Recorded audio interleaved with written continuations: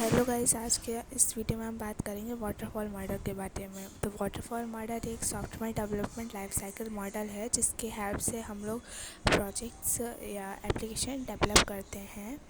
तो waterfall model में काफ़ी सारे स्टेप हैं।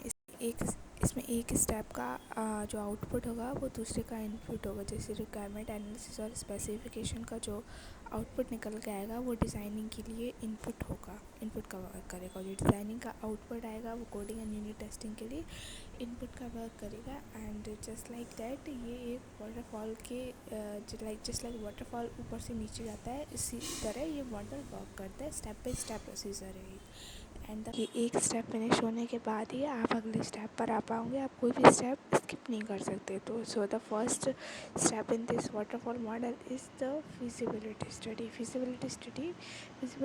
में पता करते हैं बेसिकली कि वो टेक्निकली और फाइनेंशियली वो मॉडल पॉसिबल है या नहीं है। तो फिर और इसके बाद आता है फिर रिक्वायरमेंट एनालिसिस एंड स्पेसिफिकेशन में कि जो भी यूज़र हमसे क्या चाह रहा है वो रिक्वायरमेंट हम लोग डॉक्यूमेंट कर देते हैं कि यूज़र की रिक्वायरमेंट क्या है। और ये बहुत ही इंपॉर्टेंट स्टेप है, क्योंकि जब तक हमें पता नहीं होगा कि रिक्वायरमेंट्स क्या हैं तो हम एक अच्छा सॉफ्टवेयर डेवलप नहीं कर पाएंगे। So requirement analysis is the most important part.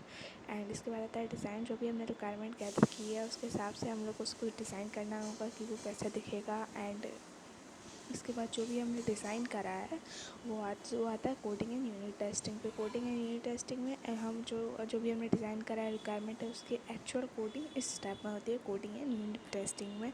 और यूनिट टेस्टिंग के बाद आता है system testing and integration testing. System testing में उसकी टेस्टिंग होती है और इंटीग्रेशन मतलब उसको डिवाइड करके सारी टेस्टिंग करते हैं बिफोर। तो waterfall model step by step procedure चलता है। फर्स्ट स्टेप फिजिबिलिटी स्टडी, फिर आता है requirement analysis and specification. Requirement analysis specification, उसके बाद आता है कि डिज़ाइन जो रिक्वायरमेंट हुई है उसके हिसाब से डिज़ाइन। उसके बाद आता है coding and unit testing, system testing and integration and maintenance. So these are the steps followed in waterfall model. और इसमें कोई भी ओवरलैपिंग नहीं होती। जब एक स्टेप ख़त्म हो जाएगा उसके बाद ही अगला स्टेप शुरू होगा, इसलिए इसमें किसी भी स्टेप की ओवरलैपिंग होने की चांसेस नहीं है। ये स्टेप अब देखते हैं एडवांटेजेस ऑफ वाटरफॉल मॉडल।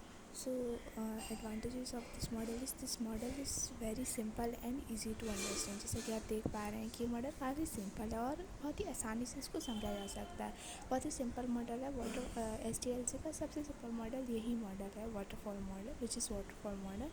तो ये बहुत ही इसके बाद this model works well for smaller project and where requirement are well understood. क्योंकि ये बहुत ही स्मॉल प्रोजेक्ट्स के लिए यूज़ होता है और जहाँ रिक्वायरमेंट हमें सही से पता होंगे कि इसमें आप किसी भी स्टेप पे बैक नहीं जा सकते। ये बहुत ही और जहाँ पे हमारी रिक्वायरमेंट्स क्या हो, रिक्वायरमेंट वेल अंडरस्टूड हो, रिक्वायरमेंट्स हमें सही से पता हो कि उसकी एक्चुअल रिक्वायरमेंट्स क्या हैं। और ये केवल मिनी प्रोजेक्ट्स के काम आता है। अगला स्टेप है in this model, once a phase is successfully completed, then only we can move to the next phase. So there is no overlapping. जब इसमें एक स्टेप कंप्लीट हो जाएगा उसके बाद ही हम अगले स्टेप पे जा पाएंगे। तो इसमें कोई ओवरलैपिंग होने का चांस नहीं होगा। जब पहला स्टेप पूरा फिनिश हो जाएगा उसके बाद ही तो हम अगले स्टेप पे जा पाएंगे, उससे पहले हम स्टेप पे जा नहीं पाएंगे। तो ओवरलैपिंग होने का कोई चांस ही नहीं है। जब एक स्टेप कंप्लीट हो जाएगा उसके बाद दूसरे स्टेप आ जाएगा। Next point is each phase has well defined task. जो भी फेज स्टेप्स हैं उसका एक वेल डिफाइंड टास्क है कि वो स्टेप क्या टास्क उसमें उस स्टेप में क्या टास्क कंप्लीट होना है। तो इसमें कोई भी कन्फ्यूजन नहीं रहती। इसके अलावा डिसएडवांटेजेस पे तो वाटरफॉल मॉडल के कुछ रिस्क भी हैं, जैसे कि high amount of risk and uncertainty, कि उसमें बहुत ज़्यादा रिस्क है। और कुछ पता नहीं है कि मतलब कि एक स्टेप बाई स्टेप प्रोसीजर होती है ना, तो उसके बाद हम दूसरे बिजनेस में रिस्क होने के चांसेस बहुत ज़्यादा है, बहुत ज़्यादा रिस्क है। Not a good model for complex and object oriented projects. तो ये जो मॉडल है वो सिंपल प्रोजेक्ट्स के लिए, कॉम्प्लेक्स और जो ऑब्जेक्ट ओरिएंटेड प्रोजेक्ट्स होते हैं उनके लिए मॉडल सूटेबल नहीं है। Not suitable for projects where requirements are are at a moderate to high risk of changing, so risk and uncertainty through high with this model process model. तो ये project में requirement moderate high risk of changes में change नहीं कर सकते, तो uncertainty है, high risk है, क्योंकि इसमें कुछ भी आप चेंजेस नहीं कर सकते। एक बार जो आपने कर दिया तो वो फिनिश फाइनल हो गया, इसमें आप कोई भी चेंजेस नहीं कर सकते, कुछ भी नहीं कर सकते हो। नो फीडबैक पाथ, इस पर कोई फीडबैक पाथ भी नहीं होगा, जो स्टेप एक बार हो गया तो हो गया। तो ये था waterfall model. Thanks for watching the video.